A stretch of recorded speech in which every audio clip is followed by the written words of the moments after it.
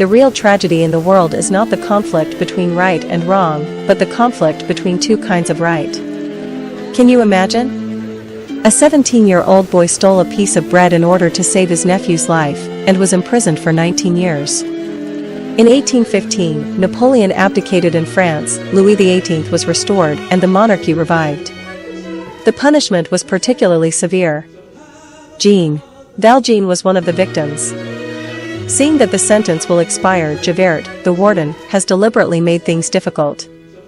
Valjean must carry this extremely heavy flagpole to finish the last day of serving his sentence. It was an extremely difficult task to complete, but Valjean was born with divine power, and he pulled out everything with great strength. He threw the flagpole in front of Javert, and Javert signed the release certificate, but it was a yellow parole order. Not only that, but it also specially marked that Valjean was extremely dangerous and needed to report his whereabouts to major police stations regularly. Valjean left the prison with intense hatred, crossed the cold Alps, and came to a small town. But because the parole made him unable to find a job, children ridiculed and teased him, and adults beat and expelled him. Valjean, who was hungry and cold in the cold night, came to a church. The kind bishop gave him abundant food and warm bed, but in the dead of night, he stole the bishop's silverware. The next day Valjean was caught by the local police, but the bishop claimed that he voluntarily gave Valjean these silverware and conveniently took 2 silver candlesticks, saying, "You forgot 2 gifts, which are also for you." In this case, the police will no longer pursue it. After the police left, the bishop consoled meaningfully, "Take all this as the will of heaven, and make good use of these precious silverware to become an honest and upright person. May God guide you out of the darkness, because I have saved your soul." Valjean was shocked by this kindness. He couldn't believe that he would steal in the dark and then flee, like a wild dog. Whether he really has fallen to this point and is hopeless. Jean began to re-examine his flustered body and the soul hiding pain and hatred in it. He has been overshadowed by the injustice of fate, but for the redemption of the bishop, he will fall into the abyss of evil. Valjean did not give in to the harsh punishment, but looked at himself under the forgiveness of the bishop. In gratitude and shame, he tore up the humiliating parole order, and he wanted to erase the unbearable past and start a new life. In 1823, under the rule of the monarch, the king extorted money and made the people miserable. At this time, Valjean had changed his name to Maitland, and started with the silverware of the bishop. He turned into a high-quality man, not only running a textile factory with hundreds of employees, but also being elected mayor in Montereau, a suburb of Paris. There is a female worker named Fantine in the textile factory. She got pregnant before marriage and was abandoned by her boyfriend after giving birth to a baby girl. For the sake of fame, Fantine fostered her daughter in a hotel. Because of her outstanding appearance and figure, she was jealous and excluded by the women workers in the factory. Valjean, who has always been fair, heard the quarrel and went to the factory to mediate the contradiction. When he looked up, he actually saw Javert, the former warden. Javert was transferred to Montreux to serve as sheriff. Valjean was suddenly hesitated and handed over the mediation work to the foreman. The lustful foreman has been coveting Fantine's beauty, and this time he got a good opportunity. However, when the women workers broke the news that Fantine was a second-hand woman who was pregnant before marriage, he became angry from embarrassment and kicked Fantine out of the house. Valjean came to the office uneasily and met Javert, who had come to take office. As a subordinate, Javert naturally did not dare to question the mayor's identity. At this moment, there was a cry for help. Outside, a carriage rolled over and the old man was crushed under the carriage. Valjean fought bravely to pull out carriage again. Seeing this situation, Javert was surprised. He had only seen one person with such divine power, which made him associate. The mayor at present was probably the fugitive of that year. Javert turned his head and reported the mayor to the Paris police station. After so many years, he still believed that only severe punishment can uphold justice. Valjean on the other side, Fantine, who was driven out of the factory, came to the black market and became a prostitute under the abduction of labor agent. On this day, Fantine, who was close to exhaust, was pulled by a guest to serve forcibly, and Fantine scratched the guest. Javert, who patrolled nearby, came to check, and the villain complained first, claiming that he had been harassed and attacked by Fantine. Seeing the scratch on the client's face, Javert thought the evidence was conclusive. Valjean happened to pass by and recognized the prostitute. He couldn't help asking why Fantine fell into such a situation. Fantine condemned that it was because of his carelessness and ignorance. Valjean suddenly lost his mind and felt very guilty. He immediately picked up Fantine and sent her to hospital. The next day, Javert received a letter from the Paris General Administration, and the parolee who had absconded had been arrested. Javert, who was right and wrong, immediately went to Valjean's office to plead guilty. Valjean didn't blame Javert and asked him to go back to work with peace of mind. After Javert left, Jean was caught in a difficult choice. That innocent man will suffer for himself just because he looks like himself. But if he confessed to the truth, he would go back to prison. Jean saw the candlestick given to him by the bishop. Perhaps redemption is like a spark, which needs to be passed on by those who were redeemed without stint.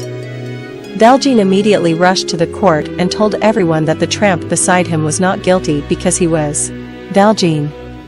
Everyone can't believe it. Valjean left a word that if you don't believe me, you can ask Sheriff Javert to come to the hospital to find me. Fantine is dying in the hospital, and her daughter Cosette is her only concern in the world. Valjean promised to reassure her that he would care for Cosette's healthy growth. After getting Valjean's promise, Fantine left this miserable world. Javert arrived at this time, and he wanted to arrest Valjean. Valjean asks Javert for 3 days to settle Fantine's daughter. Javert refused, and Valjean had to jump into the river to dive away. Fantine entrusted her daughter to a hotel couple, but she didn't know that she entrusted her daughter to the wrong person. Valjean spent 1,500 francs to redeem Cosette. Valjean said, "From now on, I will always take you with me. I am your father and your mother." Cosette has depended on Valjean, and has a wonderful sense of happiness. This is mixed with love, responsibility and hope. On the run, Valjean stumbled into a church and met a gravekeeper, who turned out to be the old man trapped under the carriage. In order to repay his kindness, the gravekeeper helped Valjean get out of trouble.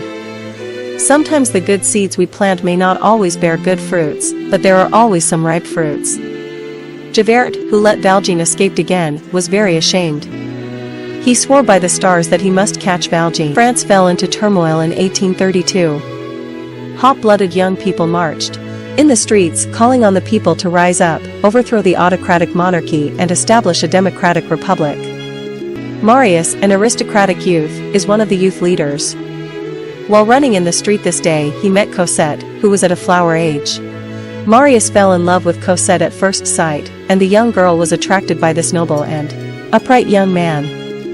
In the crowd, the figure of the hotel couple reappeared, and they were still engaged in abduction. The couple found Valjean. They thought that Ajang had given too little money and continued to ask him for money. During the quarrel, Sheriff Javert heard the noise and came along. Valjean quickly dismissed with Cosette. Marius was so worried that he asked Epine about the situation, but what he didn't know was that Epine also fell in love with him. At night, hot-blooded youths get together to discuss the timing of the uprising. But Marius was filled with Cosette in his mind. Friends reminded him that revolution is not a game for rich children.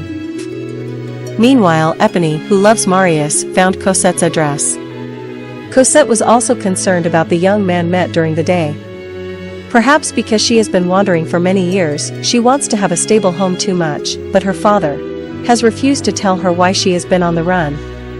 Cosette went out to relax and happened to meet Marius. When they met this time, they exchanged names and thoughts. At this moment, Epine's father followed up, and Epine shouted. Valjean, who heard the noise, thought it was Javert, and immediately left with Cosette. Before leaving, Cosette left a letter for Marius at the door. But Epine took it away, and she didn't give it to Marius. Cosette left without saying goodbye. Marius did not know why, and his heart was broken, so he had to devote himself to the revolution. Another day, hot-blooded youths and government soldiers clashed in the street, and the two sides confronted each other. After a moment's exchange of fire, they retreated to a block, and the masses responded to the call and helped them build a fortress at the street corner. Sheriff Javert took advantage of the chaos, got into the team for espionage, but was caught on the spot. He was detained. At night, army launched an attack on the block. These young students are no match for the army. Seeing that the defense line was about to be broken, Marius picked up the explosive barrel and prepared to die together. Seeing this situation, the timid army soldiers fled and retreated. In the previous crisis, in order to protect Marius, Epine stood up and blocked the next shot, and her was dying. Before she died, Epine gave Marius Cosette's letter. Dedicated to love, she got a grateful forehead kiss from Marius. After learning where Cosette was going, Marius sent a letter to Cosette. After reading the letter, Valjean knew that this young man was very likely to take away the girl he lived with. But he also knew that if he didn't stand out, the young man would probably die in the dark. After thought, Valjean crossed the defense line disguised as a dynasty army. The students surrendered his guns, and at this time, the army sneaked attack from the roof, and Valjean quickly solved the enemy who sneaked attack. Seeing Javert being captured by the students, he asked him to dispose of Javert and take Javert to the back alley. He took out a dagger and cut the rope. Javert ridiculed that if you are a thief for one day and you are a thief for the rest of your life, you will only steal what you want. If you want to trade my life for yours, you are wrong. If you let me go, I will definitely arrest you. After listening to Javert's outspoken remarks, Valjean had no regrets. He told Javert to go without any conditions, not a deal, not a prayer to him to understand Javert, but only to do his duty. But he also has his own duties. Javert wants to punish evil with criminal law, while Valjean wants to dissolve evil with kind heart. Late at night, the young people fell into a long wait before the decisive battle, and they sang the hymn of freedom and life. In the stalemate, a heavy rain drenched all the ammunition, leaving only a dozen people in the fortress. In this case, Gavroche, singing the ballad of opera, walked towards the muzzle of the enemy. His voice trembled and he was terrified, but his steps never stopped. 1 shot, 2 shots, Gavroche died heroically. The army advised them to surrender and not die in vain. But they still shouted, "Even if we fall, there will be successors." At the beginning of the general attack, the defense line was easily broken down, and the hot-blooded youth died one after another. Valjean had already expected this result. He carried away the injured Marius and escaped from the sewer in the alley. This was the June Revolution in French history, a complete tragedy. Javert, who came to clean up the battlefield, was also moved by Gavlo's fearlessness and silently laid a medal on his body, but he did not find Valjean's body. Javert was thoughtful when he saw that the sewer was opened. After a long ordeal, Valjean finally reached the sewer outlet, but when he looked up, he found that Javert had been waiting. Unfamiliar situation, but familiar atmosphere. Valjean again begged Javert to give him an hour to settle Marius. Javert still refuses. Valjean ignores him and goes straight away. And Javert doesn't shoot until Valjean disappears without a trace. Javert fell into great self-doubt. He was saved by the tolerance of a criminal, and now he forgave a criminal because of his private affairs. The definition of good or evil and the absolute justice that he would stick to all his life seemed to be destroyed instantly. Is there a higher existence above the justice he is obsessed with? Is punishment really less powerful than forgiveness? This great subversion made Javert unable to examine black and white, good and evil in this chaotic era, and finally he ended his life in the collapse of his faith. Marius, who woke up from a coma, met Cosette again, and Valjean agreed to their marriage. He tells Marius about his shameful past. As a fugitive, he can't stay. If arrested, Cosette will be ashamed of him.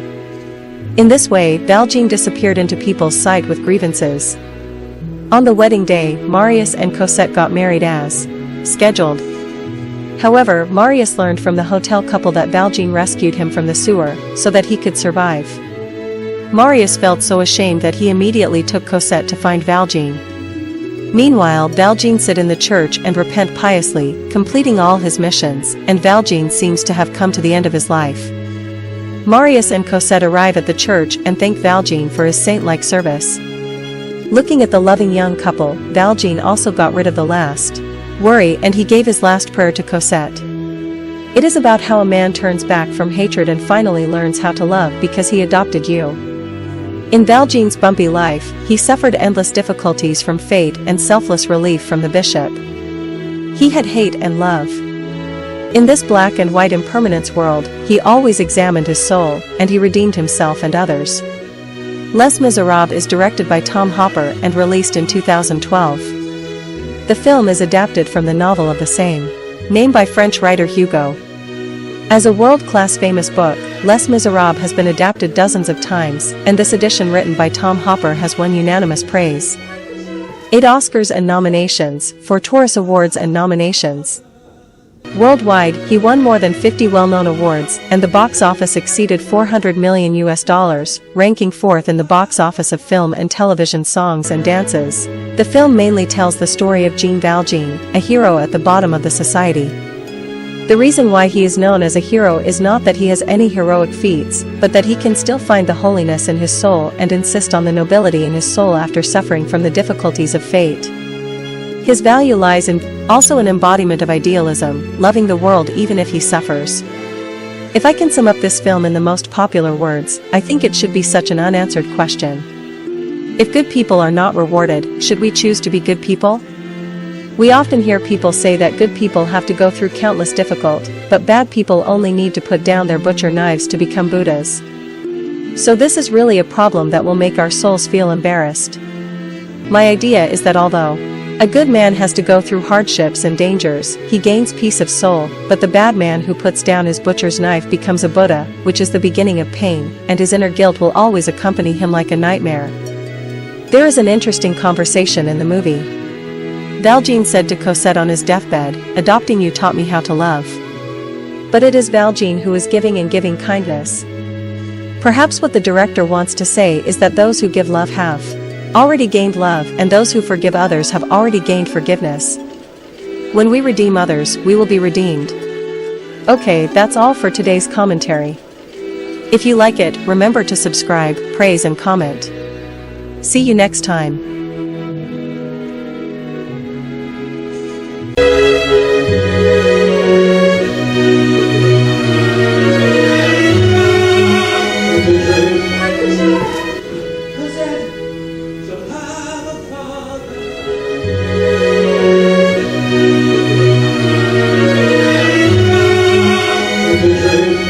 Thank you.